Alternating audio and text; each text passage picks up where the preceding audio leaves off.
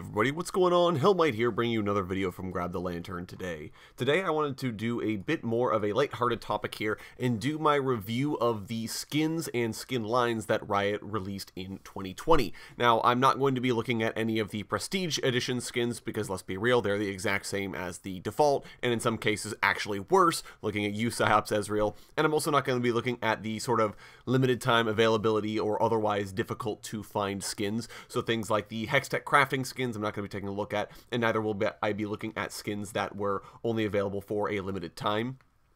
Especially things like the world skins. We already kind of knew the aesthetic that those were going to have, given that we knew the team that won last year. We knew what their logo was like, so I don't feel like there's a lot of a reason to look into those. But either way, let's go ahead and talk about it. I figure because we sort of have the last PvE deploy up right now for the year, as Riot will be going on vacation at some point in December, we're only likely to get one more patch worth, so I do feel like this is a good time to go ahead and look at all of the offerings. Anyways, that preamble aside, let's go ahead and jump right into things, jumping all the way back to January of this year, where Mecha Kingdoms was the first skin line released. Now, in all honesty, this was a super disappointing skin line for me. The aesthetic just wasn't really there. I feel like Riot had something a lot more interesting with Warring Kingdoms in that sort of skin line. I feel like Mecha Kingdoms just sort of drowned out the potential interesting Eastern aesthetic with generic mecha style skins that just didn't do a lot for me, especially given that Riot have really been harping on the sci-fi of late, so I don't feel like there was a lot of reason for this particular line to exist. There were a lot of clunky loud sound effects. The lineup I think was okay, but unfortunately Jax got a pretty forgettable legendary skin. I think a lot of people didn't even know it was legendary when it first came out, which is sort of disappointing to me personally. And I really haven't seen many Mecha Kingdom skins since, except for Mecha Kingdom Set, because that was his launch skin, and that was the only thing he had for a long period of time. So, in general, I feel like Riot could probably do better. I hope it doesn't come back in the next year, because I just don't think it was all there for me. Guardian of the Sands got some new offerings early this year as well, which wasn't a bad idea, because they haven't hardly seen any of these skins since they first launched, but honestly, I don't feel like they were getting used, like, at all. I think we saw the Rengar one at Worlds, and generally speaking, that's about it for the rest of them. I just haven't seen anything else with these skins in particular. Now, granted, a couple of them were for relatively niche champions, so I don't fundamentally think it was a bad thing, but generally speaking, I just think that they didn't do enough to make themselves stand out. Also, Janna's getting 2 skins this year, apparently. Looking back at this now, I realize Janna's and there and Battle Queen, so that's interesting. Dragon Slayer's next up. I think it was the first decent launch of the year. It was 3 really good quality skins for champions that haven't had one in a while. I feel like the Dragon Slayer aesthetic is already very good. Olaf's overlaps a little bit with the world skin he got a couple years ago for SKT, but generally speaking, I do feel like this was a pretty reasonable skin line to include. It was pretty reasonable inclusions for all of them, and like I said, very good quality skins for the champions that actually did receive them, which were Diana, Trundle, and Olaf. So generally thinking, I think this one gets a pass for me for the most part. Heartseeker got 2 new launches this year with the Heartseeker Jinx and Heartseeker Yuumi. It's not too bad. I don't know that Jinx needed another spangly skin, given that she already has Star Guardian, which kind of fills the same niche, if maybe a bit more expensive, so that's why. But then her skin was limited availability, so then, you know, sort of why does this exist? I just don't quite get it. Good to see that Yuumi got her first skin post-release, though, so that's essentially the reason why I'm including it here, because I do feel like it was a good inclusion for Yuumi. I think it made sense for that champion. I'm glad to see it is here now. Blood Moon got another release this year, which, blink and you'll miss it. I feel like there was almost no fanfare for a skin line that Riot generally tends to really hype up when it does come out because of how popular it's been in the past. But this year, I feel like it was weird choices. It was Katarina, Tryndamere, and Master Yi, none of which have particularly flashy particle effects that really lend themselves to the sort of Blood Moon, blood paint aesthetic kind of deal. Obviously, Katarina does have some sort of fancy particles she can use with her daggers, but the other two, there's just not a lot that I feel like they really lend themselves to that particular aesthetic. I guess it's totally fine. They were all on the Skin a Year Club anyways, so if they were going to get one, it may as well be for a somewhat different aesthetic from things they've had before, but generally speaking, I feel like there wasn't much of a reason for these to be launched this year.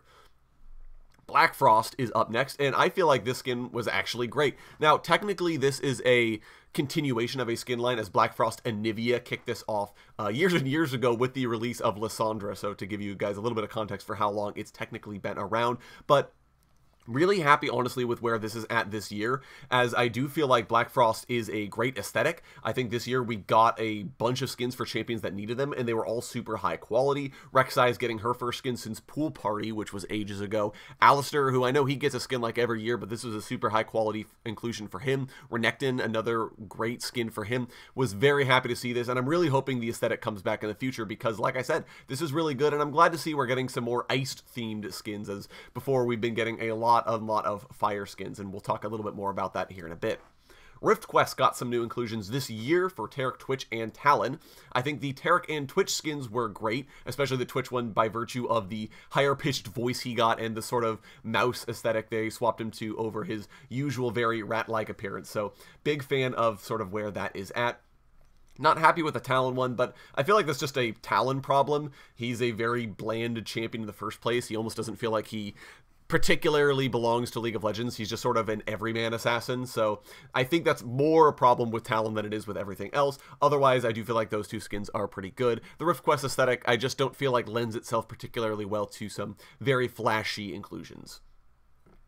Darkstar came back this year as well with some excellent offerings. I was super happy to see not only the champions who were getting skins, as they've all been needing them for a while, but also just how Riot ended up handling them. Mordekaiser, this was his first skin post-rework, and he got an absolutely killer Darkstar skin. I can't think of a single bad thing about where Mordekaiser's Darkstar skin is at. Malphite was a bit of a weird inclusion, I'm not going to lie, but generally speaking, I still do think that the aesthetic is great. I feel like these skins were super high quality. Happy to see them. The Lux skin is good. It also put her into the I have a skin at every tier club, as now she does finally have a legendary, an ultimate, a prestige. She's got it all now, so that's good for Lux. I do like the particles on that, though I'm not happy with that Lux skin sort of starting the trend of Riot adding a screen glow or a screen border on kill when a certain fancy champion or fancy skin does get the kill on you.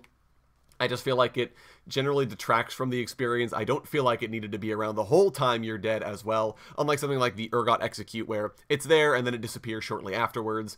And that only happens when he kills you with R specifically. The Lux skin, it just appears every single time. But so maybe a small amount of dislike just from the playing against version, but generally speaking, I feel like it was fine. Also, technically 2 legendaries for Lux, which Riot has done before with the Leona skin. I can't remember quite the name of it now, but her legendary offering as well, that also had a similar version to it, where it was 2 versions of the same legendary. So either way, happy to see the Darkstars, and honestly, the Lux skin was probably bankrolling the other 3, so I will totally take it if that's what I was able to get out of that. Next up is the cosplay skins, which you might have forgotten these existed. It's a super weird theme, but I guess it finally gave us as close to Star Guardian Urgot as Riot was ever going to get, with the Pajama Guardian cosplay Urgot skin. Sure, whatever, however you want to justify it, we finally do have that in the game, so thank you, Riot. The other 2 were for Veigar and Tristana, which, to be fair, are a couple of niche champions with better offerings, so I don't necessarily feel like they shouldn't have been seen at all, especially given that I think these skins probably could have been done as 750s and they would have sold just as well as 1350. I feel like they're just too expensive for what you're actually getting for them, but either way, I feel like it's a weird aesthetic. I don't think it's going to come back at all, but they were kind of fun in terms of a April Fool's type skin. Worldbreaker came back this year. I was super happy to see this relaunch because I do feel like it's a solid aesthetic, and I think they're better designed this time around. I'm still unsure if it's enough to save the line. I just don't think it's synergizes enough that a lot of people find it particularly interesting. The sort of Aztec theme just never seemed to really take off the first time they did it. The redesigns are better, but I don't know if it's enough, especially given the champions they chose to re-release it with. I think the champions all fit the line to a T, but I also feel like they just aren't unfortunately going to be enough to get a large portion of the player base interested. So we'll see, but I wouldn't be surprised if we never saw this skin line come back.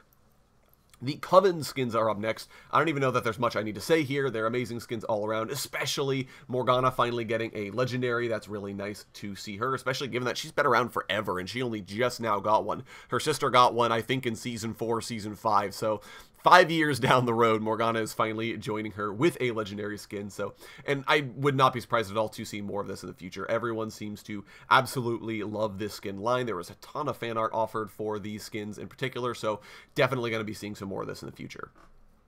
The Pulsefire skins are up next, and I was really disappointed with the offerings this year. It really feels like it kind of trespasses in Project's domain of a cyberpunk technology-focused skin line, especially with a bunch of, armored-up champions, that sort of a thing. And Echo, Lucian, and Pantheon being included as well. I mean, that just immediately makes you think of Project, those three being all together, especially given that they were all in... they weren't all in the first wave of Project skins, but they were all very close to the start, so... It definitely is just, it feels like it's trespassing. It feels like there is too much sci-fi going on right now in these sort of offerings, especially given that they're all just sort of a champion but wearing sci-fi armor with some sort of laser type particle effects. It just doesn't feel like there's enough differentiating those two. I was glad to see Pantheon get a new skin post rework, but otherwise I feel like Riot missed the mark on the Pulsefire skin line and will need to do some different things going forward. The Astronaut skins came back this year as well, which is another relaunch, as Riot have done a couple of these before. I feel like Riot, again, have a slightly better creative direction on them this time around, but it's just not enough to save the brand. I feel like the biggest problem I have with some of these skin lines is the lack of story.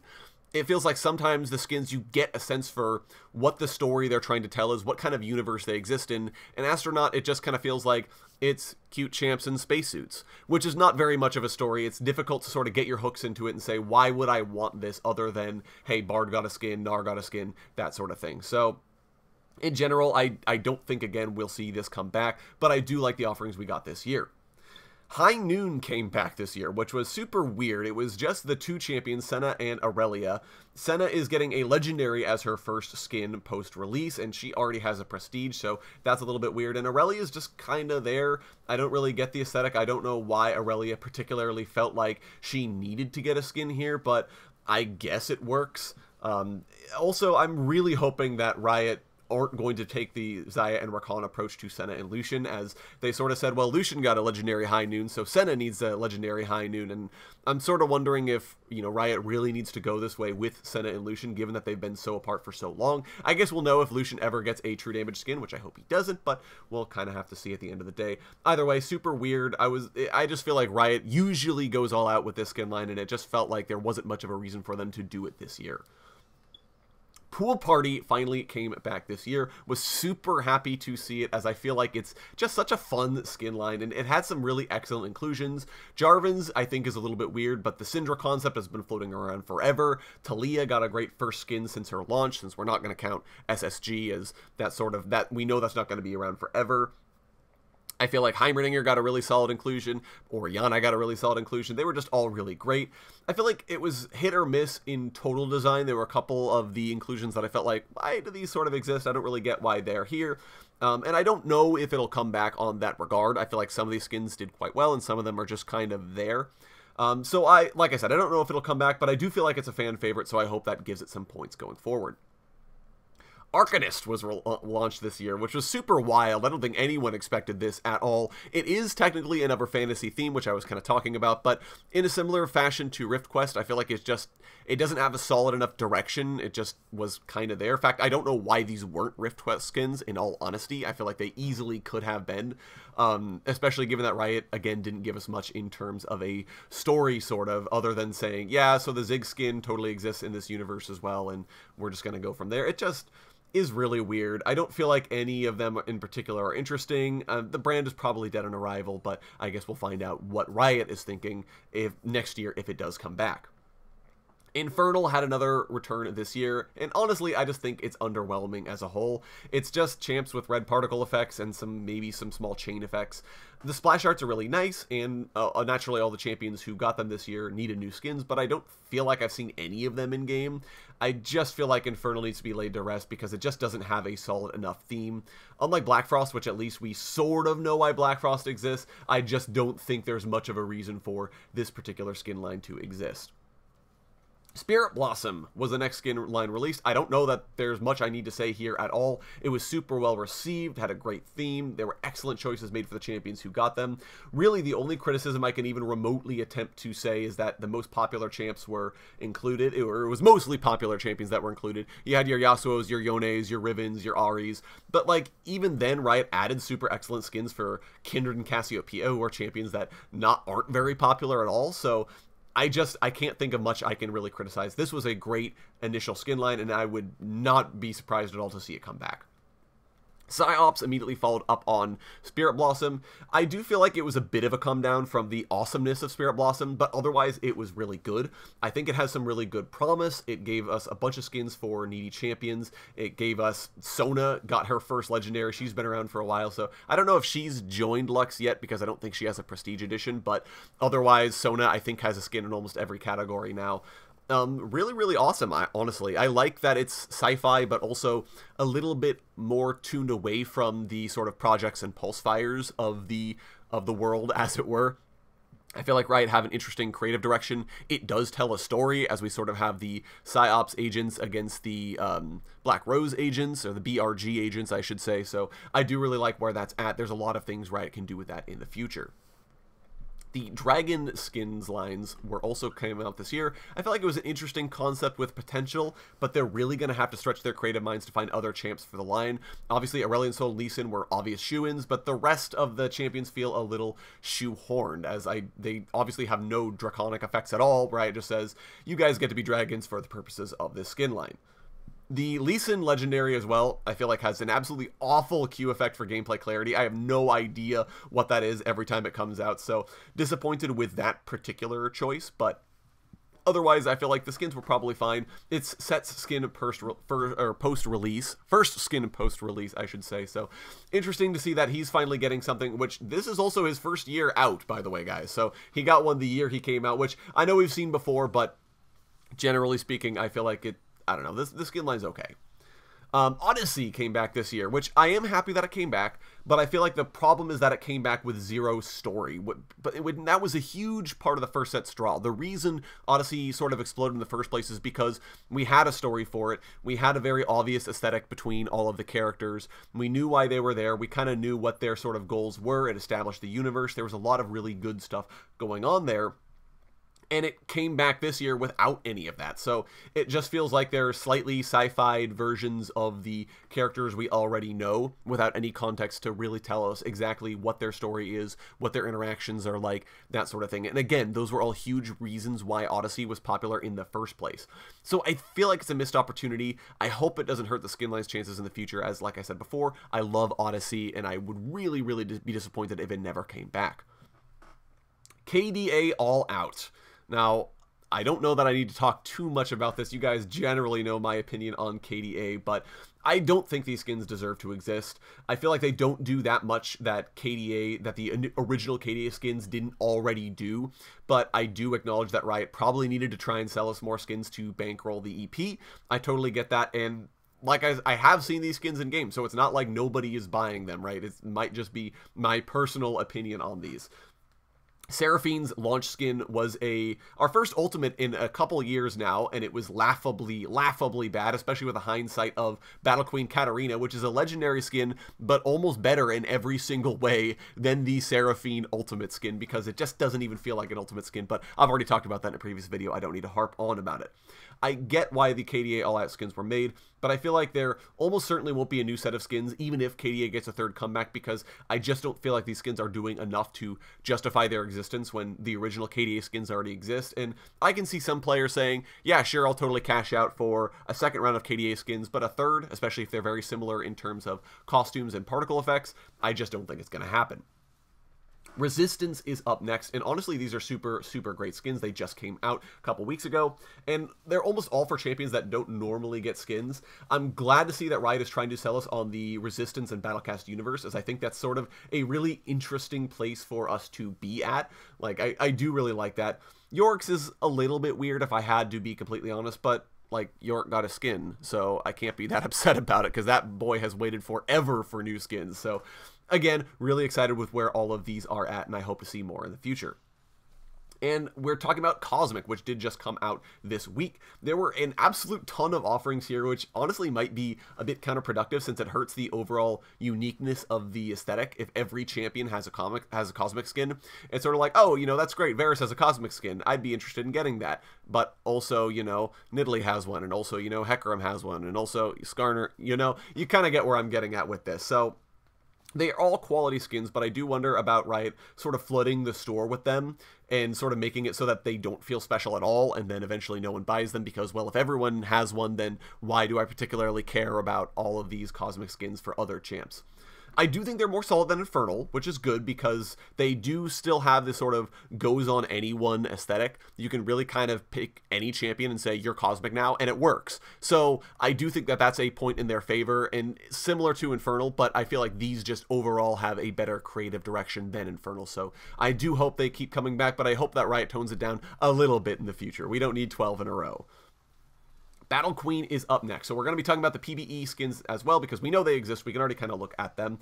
I feel like Battle Queen is a super interesting aesthetic. I'm good to see that we're getting a sort of high fantasy skin line that isn't jokey like the Little Knight of Moo or Rift Quest skins.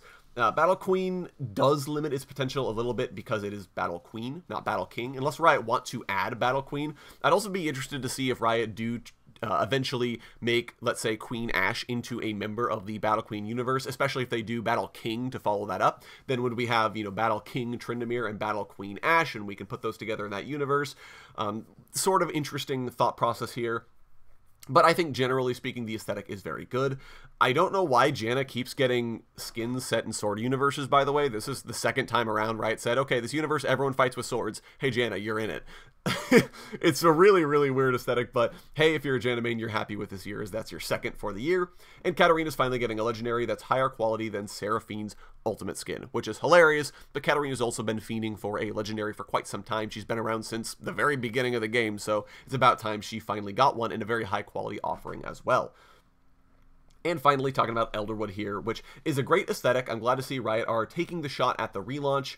Ornn is finally getting the skin we've known he was getting since the beginning of the year. We've known he's been getting a skin this year, and he finally is going to be receiving it. Ivern is finally getting a skin that's worth his while, and it's just this delightfully dark take. I absolutely love it. Azir's is pretty meh, but, like, I'm just happy to see him getting attention. And Zion Rakans are okay, but like I said, they're probably bankrolling the rest, so that's fine.